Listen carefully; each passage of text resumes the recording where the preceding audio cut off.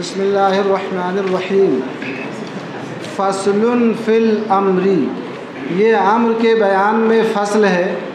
وہو من قبیل الوجہ الاول من القسم الاول۔ کیا مطلب؟ یہ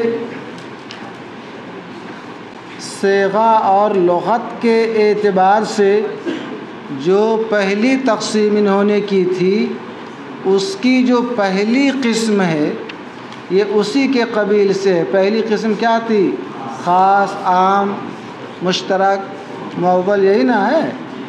تو وہو یہ یعنی امر من قبیل الوجہ الاول من القسم الاول، قسم اول سے مراد یعنی صیغہ اور لغت کے اعتبار سے کتاب اللہ کی جو پہلی تقسیم تھی، اس پہلی تقسیم کی جو پہلی قسم تھی ہے نا، اس پہلی قسم کی یہ قسم اول کے قبیل سے۔ کتاب اللہ کی جو سب سے پہلی تقسیم کی، اس پہلی تقسیم کی ہے نا جو قسم اول ہے، یہ اسی کے قبیل سے ہے۔ فرماتے ہیں مما ذکرنا من الاقسام، صیغہ اور لغت کے اعتبار سے کتاب اللہ کی جو ہم نے قسمیں ذکر کی ہیں، ان اقسام مذکورہ میں سے جو پہلی قسم ہے، اس پہلی قسم کی یہ وجہ اول کے قبیل سے ہے۔ کیسے؟ فرماتے فإن صیغۃ الامر، فإن ہم لوگ صیغہ بولتے ہیں، مگر یہ عربی ہے نا، ابھی صیغہ پڑھیں گے تو کہیں گے صیغہ ہے۔ اردو میں صیغہ بولتے ہیں مگر عربی میں صیغہ نہیں ہے۔ قیلہ ہے کہ قیلہ ہے، بیعہ ہے کہ بیعہ ہے۔ اگر عادت پڑی ہے اردو اور عربی کی تو اب صیغہ ہے کہ صیغہ ہے۔ اب قیلہ پڑھتے ہو کہ قیلہ پڑھتے ہو؟ بہرحال چلیے، تو اجمیت کچھ نہ کچھ کا دخل ہو جاتا ہے۔ فإن صیغۃ الامر لفظ خاص، اب صیغہ نہیں ہے تو، کیونکہ امر کا صیغہ ایک ایسا لفظ ہے، ایک ایسا، بلکہ یوں کہ امر کا صیغہ فعل کی تصریفات میں سے، کس کی؟ ویسے بات ہے امر جو ہے وہ فعل ہی کے تصرفات سے نہ بنتا ہے۔ تفعلو سے آپ نے افعل بنایا، تجتنبو سے اجتنب بنایا، تو فعل ہی میں تصرف نہ کر رہے ہیں۔ امر کا صیغہ فعل کے تصریفات میں سے ایک ایسا لفظ خاص ہے جو لفظ خاص وضع کیا گیا ہے ایک خاص معنی کے لیے۔ کس کے لیے؟ خاص معنی اس کا کیا ہے؟ طلب فعل۔ کیا ہے؟ بات سمجھ رہے ہیں نا؟ فرماتے ہیں وہ طلب الفعل، وہ طلب فعل۔ آپ نے اسی کو نور انوار وغیرہ اصول کی کتاب میں پڑھا ہوگا کہ قائل کا، متکلم کا اپنے غیر یعنی فاعل مخاطب سے کسی چیز کو علی سبیل الاستعلاء یعنی اپنے آپ کو بڑا سمجھ کر افعل کہنا، یہ کیا کہلاتا ہے؟ امر کہلاتا ہے۔ قول القائل لغیرہ علی سبیل الاستعلاء افعل، افعل کا معنی کیا ہے؟ اطلب منک فعل الضربی۔ یہی امر کی کیا ہے؟ تعریف ہے۔ وہ کون سا معنی خاص ہے؟ فرماتے ہیں معنی خاص طلب فعل ہے، گویا امر سے کسی فعل کی طلب ہوتی ہے، کسی فعل کی وَمُوجَبُهُ عِنْدَ الْجَمْهُورِ الْإِلْزَامِ إِلَّا بِدَلِيلٍ۔ آپ نے پڑھا ہوگا امر کے تقریباً 16 معانی آتے ہیں۔ فَمَنْ شَاءَ فَلْيُؤْمِنْ وَمَنْ شَاءَ فَلْيَكْفُرْ اعْمَلُوا مَا شِئْتُمْ كُونُوا قِرَدَةً خَاسِئِينَ قُلْ كُونُوا حِجَارَةً أَوْ حَدِيدًا۔ ایسے بہت سے امر ہیں، پڑھا ہوگا آپ نے، سب کا ایک ہی معنی ہے، کہیں تعجیز ہے، کہیں توبیخ ہے، کہیں تحدید ہے، اور کہیں پر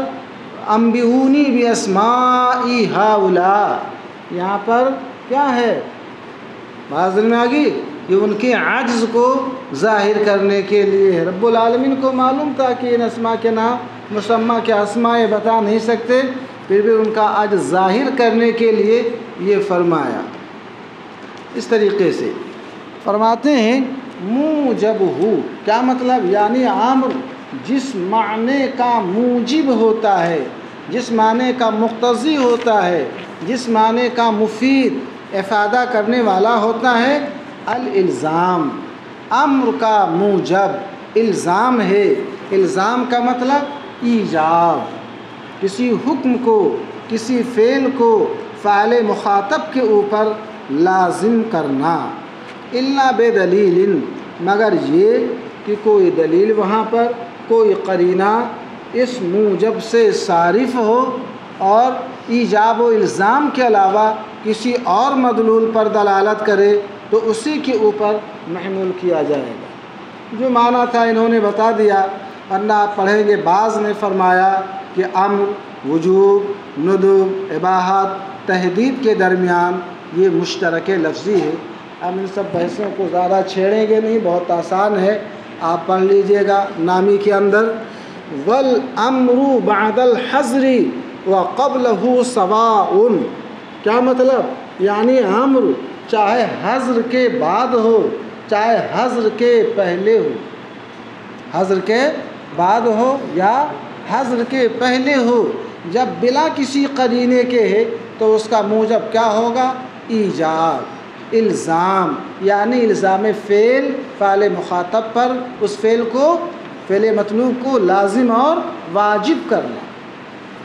تو فرماتے ہیں امر حظر کے بعد اور حظر کے پہلے برابر ہے۔ سمجھ گئے؟ کیا مطلب؟ یعنی اس میں کوئی فرق نہیں ہے کہ وہ حظر کے بعد ہو یا حظر کے پہلے ہو۔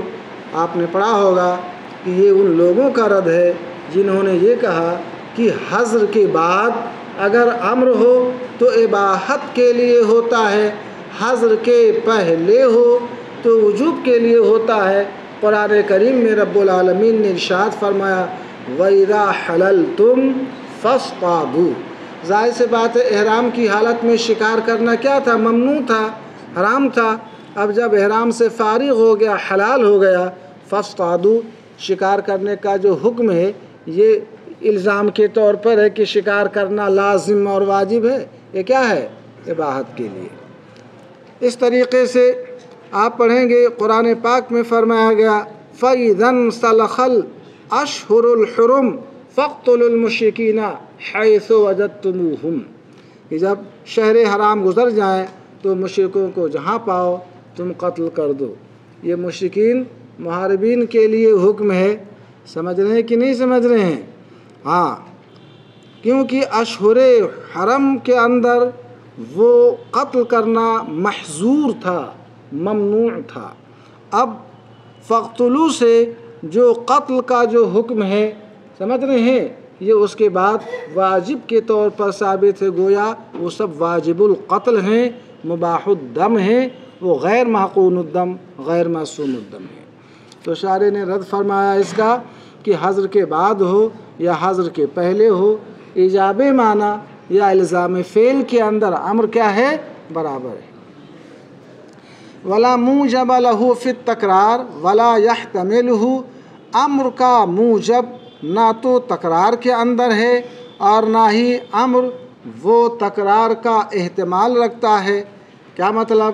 یعنی امر کا موجب اگرچہ وہ الزام فعل، ایجاب فعل ہے، مگر اس وجوب کے اعتبار سے امر نہ تو تکرار کا مقتضی ہے اور نہ ہی تکرار کا محتمل ہے۔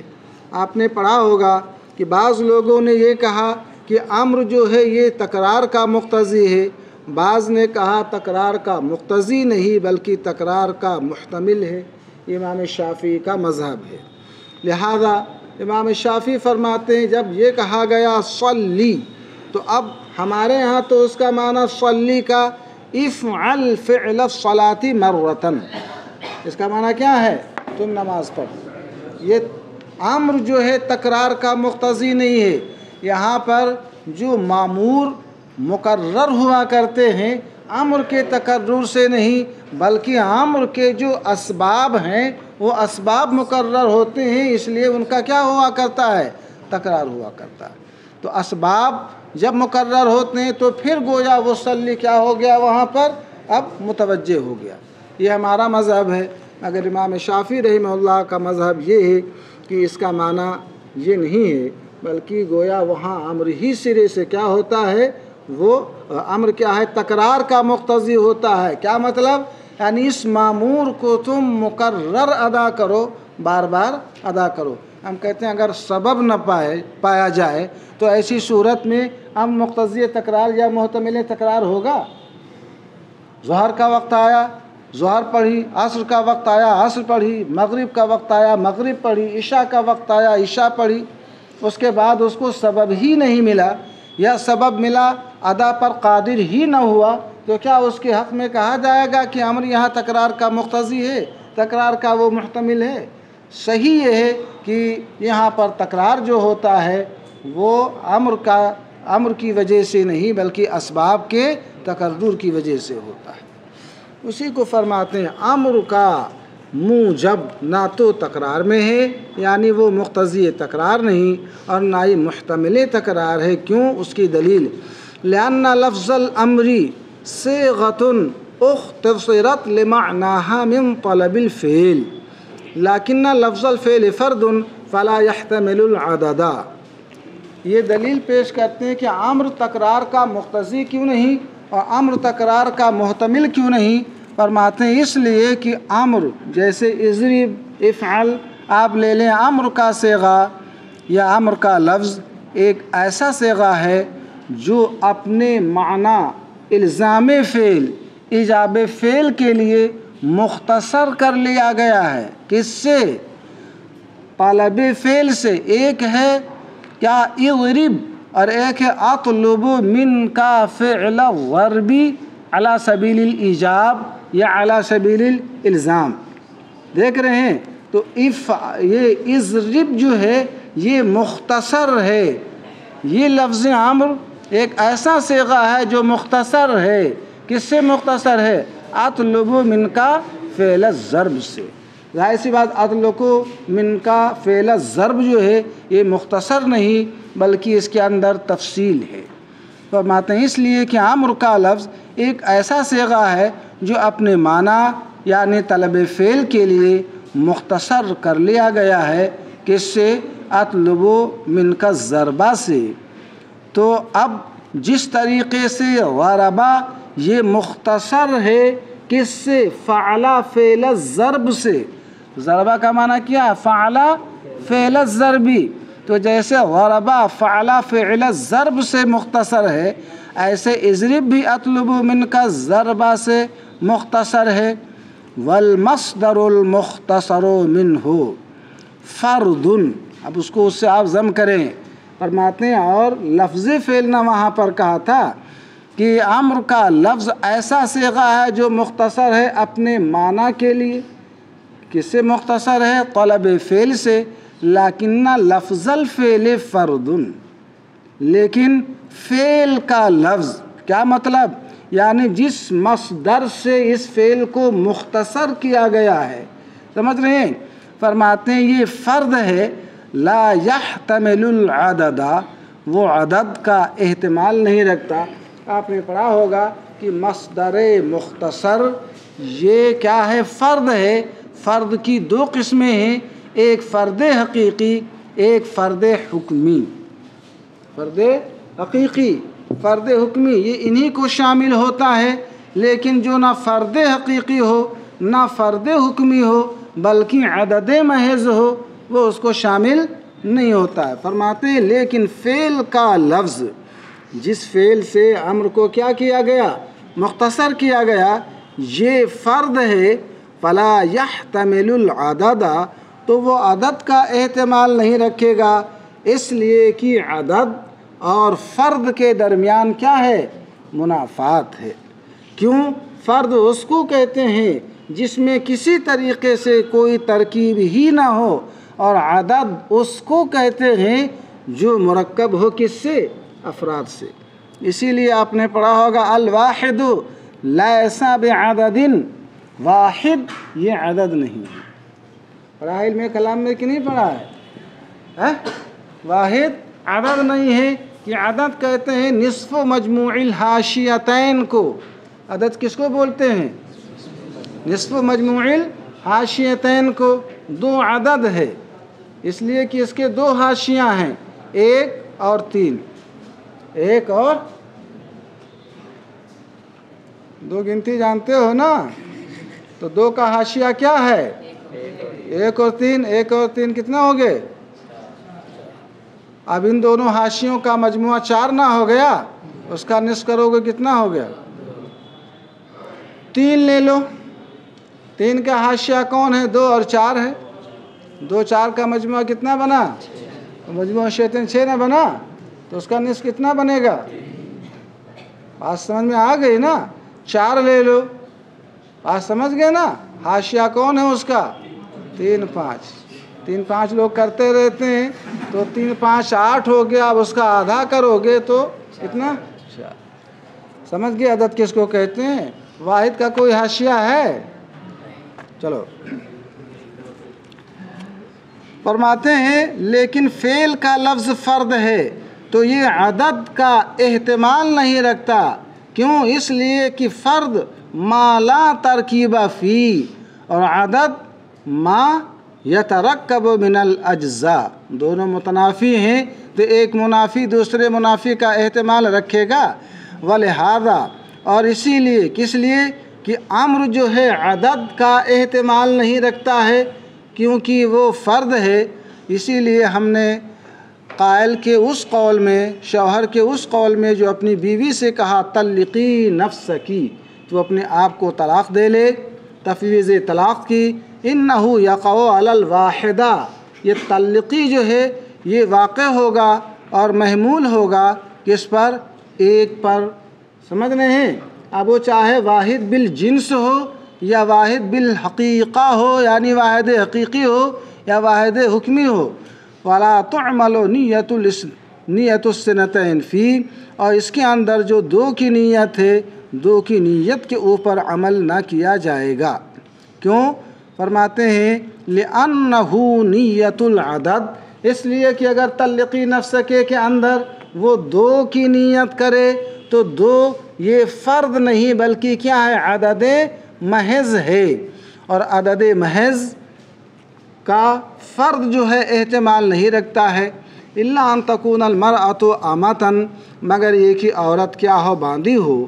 تو ایسی صورت میں طلقی نفسکے میں شوہر کا 2 طلاق کی نیت کرنا صحیح ہوگا. اس لیے نہیں کہ وہ عدد محض ہے اور نہ اس لیے کہ وہ فرد حقیقی ہے، بلکہ اس لیے کہ وہ اس کے لیے عدد حکمی ہے کہ باندھی کی طلاق کی جو جنس ہے وہ کل کتنی ہے؟ وہ 2 ہی ہے. مگر یہ کہ عورت باندھی ہو، لأن ذالک جنس طلاقہا، اس لیے کہ یہ باندھی کی طلاق کی ایک جنس ہے. آپ نے پڑھا ہوگا ایک واحد کیا ہوتا ہے؟ بالجنس ہوتا ہے. ایک واحد بالنوع ہوتا ہے. ایک واحد بالموضوع ہوتا ہے. ایک واحد بالمحمول ہوتا ہے. تو ہم 2 کو یا 3 کو جو واحد کہہ رہے ہیں وہ اس اعتبار سے کہ طلاق کی یہ ایک جنس ہے. کیا مطلب؟ یعنی تمام طلاق کا مجموعہ کیا ہے؟ وہ جمیع طلقات، وہ کل کتنے ہیں؟ وہ 3. حرہ کے حق میں یا کس کے حق میں؟ باندھی کے حق میں 2 ہیں، اس سے زیادہ نہیں نا ہے.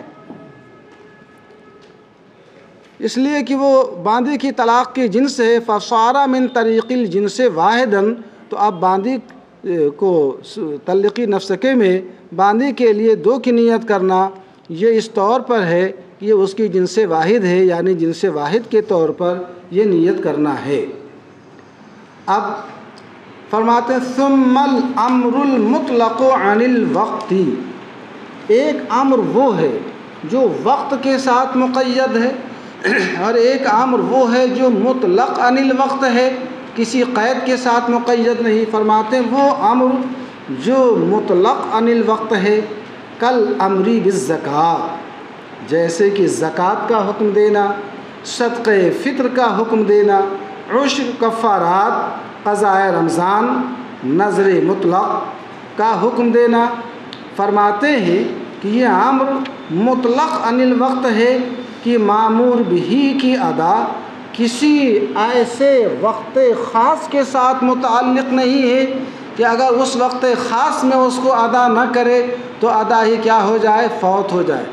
من نام عن صلاة او نسیها فلیصلیها اذا ذکرها، نماز سو گیا، نماز سے ادا کرنا یاد نہ رہا، بھول گیا، یاد نہ رہا، تو اس کا حکم یہ ہے جب اس کو یاد آئے اس کو کیا کر لے، پڑھ لے۔ اس کا کوئی وقت متعین ہے قضا کا؟ ایسے قضاء رمضان کا کوئی وقت متعین نہیں ہے۔ ادائے رمضان کا تو ایک وقت متعین ہے کہ اسی وقت میں وہ ادا ہوگا، اس کے اور میں ادا کرو گے تو ادا کیا ہو جائے گی، فوت ہو جائے گی۔ فرماتے ہیں اسی طریقے سے زکوٰۃ کا حکم ہے کہ یہ بھی کسی وقت کے ساتھ متعین نہیں ہے، جب چاہیں آپ کیا کر دیں، تاجیل بھی کر سکتے ہیں، تاجیل زکوٰۃ کی نہیں کر سکتے ہیں، تاخیر بھی کر سکتے ہیں۔ تو فرماتے ہیں وہ امر جو وقت سے مطلق ہے، جیسے زکوٰۃ، صدقہ فطر، عشر، کفارات، قضاء رمضان، اور نظر معین نہیں، نظر مطلق۔ فرماتے ہیں لا یجب الاداء علی الفور، یہ فی الفور ادا کو واجب نہیں کرتا ہے۔ فی الصحیح من مذہب اصحابنا، ہم اصحاب حنفیہ کے مذہب صحیح میں الصحیح کا لفظ انہوں نے فرمایا، اس سے قول مخالف کی طرف بھی اشارہ ہے کہ اگرچہ اور بھی اس میں فرمایا گیا اور بھی قول ہیں، مگر ہوا صحیح جو ہے، جو معول ہے اور لائق اعتماد ہے، جو بھی یفتیٰ یا علیہ الفتویٰ ہے، وہ یہی قول ہے۔ تو اب میں نے عرض کیا کہ ان عبادات مذکورہ میں سے کوئی عبادت کسی وقت معین کے ساتھ مقید نہیں ہے کہ اگر اس وقت کوئی ادا نہ کرے تو ادا ہی فوت ہو جائے۔ والمقید بالوقت انواع، اور وہ امر جو کسی وقت کے ساتھ مقید ہے، فرماتے اس کی چند قسمیں ہیں، یہاں پر 4 قسمیں ذکر کریں گے۔ پہلی قسم فرماتے ہیں نوع جعل الوقت ظرفا للمؤدى، ایک قسم وہ ہے کہ وقت کو مؤدّا کے لیے ظرف بنا دیا جائے، وقت مؤدّا کیا بن جائے، ظرف بن جائے۔ ظرف کا مطلب آپ پڑھ چکے ہیں کہ وقت جو ہے اس کے لیے معیار نہ ہو کہ مؤدّا کو محیط ہو، جیسے روزہ رمضان ہوتا ہے، صبح صادق شرعی سے لے کر فجر صادق شرعی سے لے کر غروب تک پورے کو کیا ہوتا ہے، محیط ہوتا ہے۔ برخلاف نماز کے وقت کے کہ یہ مؤدّا کا ظرف ہوتا ہے، معیار نہیں ہوتا ہے۔ کیا مطلب؟ یعنی مؤدّا کی ادا سے وقت کچھ فاضل رہتا ہے کہ نہیں رہتا ہے؟ کیا معیار میں ایسا ہوتا ہے؟ فرماتے ہیں ایک قسم وہ ہے کہ وقت مؤدّا کے لیے ظرف ہو، کہ وقت معیار نہ ہو بلکہ وقت مؤدّا سے بچ جائے۔ وَشَرْطًا لِلْأَدَاءِ، وقت ظرف تو مؤدّا کا ہے، مگر مؤدّا کی ادا کی شرط ہے کہ اگر یہ وقت ہوگا تب تو ادا پائی جائے گی، وقت نہ ہو تو کیا کہلائے گی، ادا ہی نہ پائی جائے گی، یا ہو تو قضا ہوگی۔ سمجھ رہے نہیں سمجھ رہے؟ تو فرماتے ہیں ادا کی شرط ہو، شرط ہونے سے مراد یہ ہے کہ اس کے آنے سے پہلے مؤدّا کا ادا کرنا صحیح نہیں ہے۔ اگر وہ وقت نہ رہے یا وہ وقت رخصت ہو جائے، فوت ہو جائے تو ادا فوت ہو جائے۔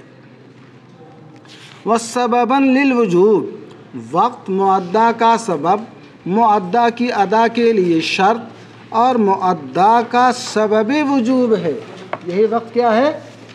سبب وجوب ہے۔ ظاہر سی بات ہے کہ اگر یہ وقت نہ آتا تو وجوب اس وقت کی عبادت کا اس کے اوپر ہوتا۔ اتنے ایسے لوگ ہوتے ہیں جو مکلف ہوتے ہیں مگر اس وقت سے پہلے ہی دنیا سے رخصت ہو جاتے ہیں، تو اس وقت کی نماز ان کے ذمہ دین ہوتی ہے۔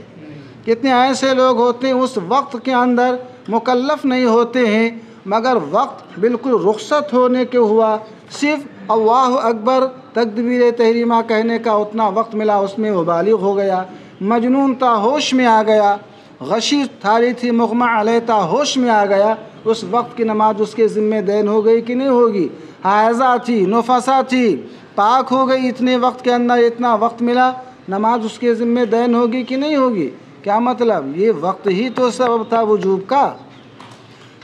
فرماتے ہیں وجوب کے لیے سبب ہو وہ وقت الصلاۃ، یہ کون سا وقت ہے جو ظرف معدہ اور شرط ادائے معدہ اور سبب وجوب ہے؟ فرماتے ہیں یہ نماز کا وقت ہے، کیونکہ اس وقت کے اندر ظرف، شرط اور سبب تینوں ہونے کی صفتیں پائی جاتی ہیں۔ اب اس کو واضح فرماتے ہیں الا ترى، کیا آپ دیکھتے نہیں؟ یہ ظرف کی علامت اور امارت ہے، انہ یفضل عن الادا، کہ نماز کا وقت جو ہے نماز کی ادا سے فاضل رہتا ہے۔ ابھی آپ ظہر پڑھیں گے اذان کے بعد، ظہر پڑھنے کے بعد اتنا وقت بچ رہتا ہے کہ آپ نوافل اور دیگر اذکار عبادات آپ کر سکتے ہیں۔ کہ آپ دیکھتے نہیں کہ ادا سے مؤدا کا وقت بچ جاتا ہے؟ فکان ظرفا لا معیارا، تو یہ ظرف ہوگا، معیار نہ ہوگا۔ یہ تین اوصاف میں سے یہ پہلی صفت ہے۔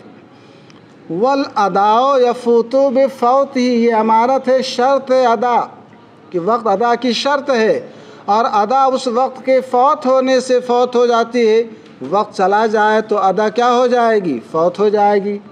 فرماتے ہیں فکان شرطن، تو اب یہ وقت یہ شرط ادا ہے کہ نماز ظہر وقت ظہر کے فوت ہو جانے سے کیا ہو جاتی ہے؟ ادا فوت ہو جاتی ہے۔ تو اب یہ دوسری صفت ہو گئی۔ والادا یختلف باختلاف صفت الوقت، اور ادا مختلف ہو جایا کرتی ہے وقت کی صفت کے اختلاف سے۔ وقت کی صفت کے اختلاف سے کیا مطلب؟ یعنی وقت کامل کے اندر اگر کسی شخص نے ادا کیا تو ادا کامل کہلائے گی، ناقص کے اندر ادا کیا تو ادا کیا کہلاتی ہے؟ ناقص کہلاتی ہے۔ فرماتے ہیں ادا مختلف ہو جاتی ہے وقت کی صفت کے مختلف ہونے سے، فإنه يصح كاملا في وقته الكامل ويكره في اوقات مکروہہ ويفسد التعجیل قبل، اور وقت سے پہلے پیشگی ادا کر لینا۔ کوئی چاہے کہ ابھی ہم جو ہے ظہر بھی پڑھ لیں، عصر بھی پڑھ لیں، کر سکتا ہے ایسا؟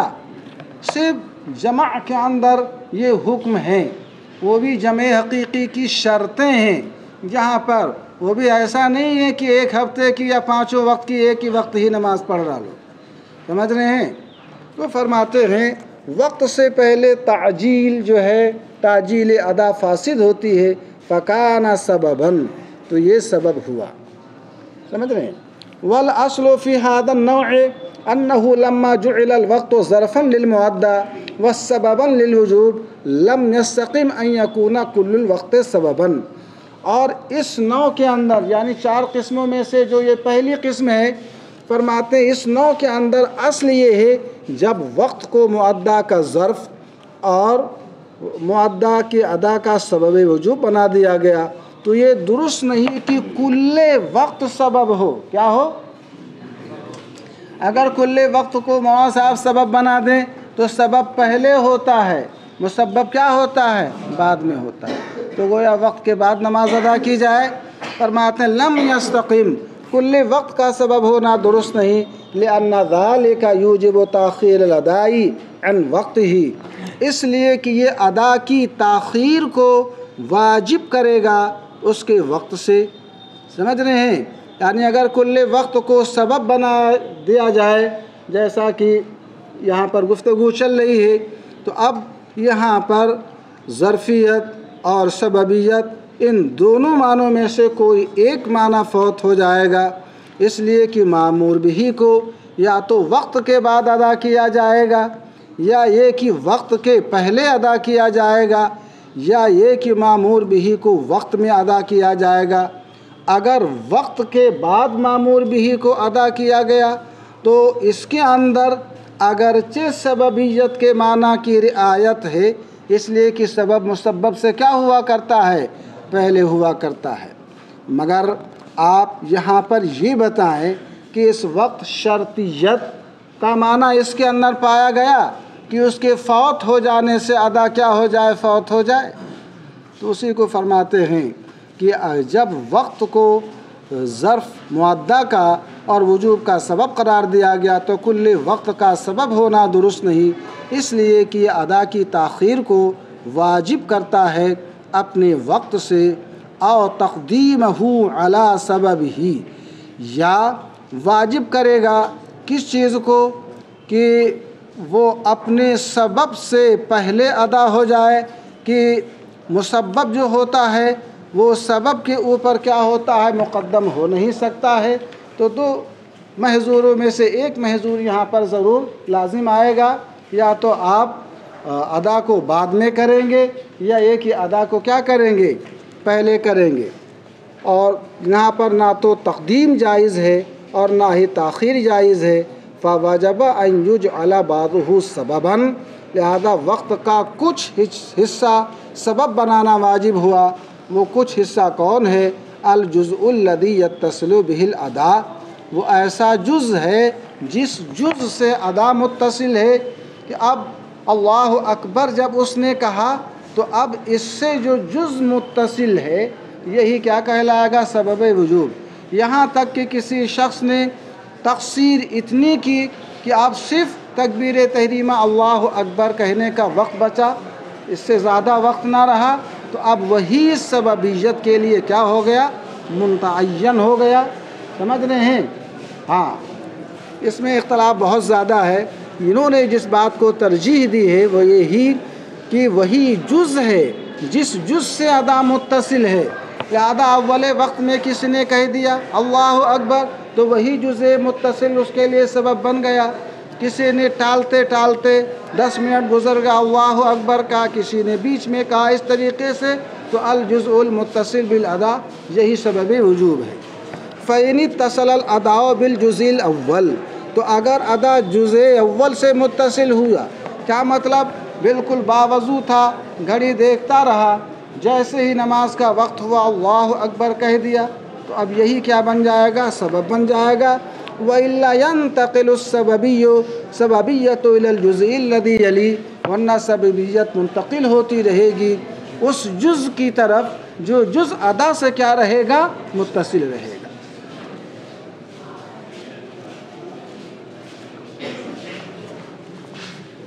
لأنه لما وجب نقل السببية عن الجملة وليس بعد الجملة جزء مقدر وجب الاقتصار على الأدنى۔ یہاں سے رہنے دیں، اتنا ذہن میں رکھیں، یہ دلیل اس میں یہاں تک کہ آ رہی ہے، اس میں تھوڑی توضیح کرنی پڑے گی۔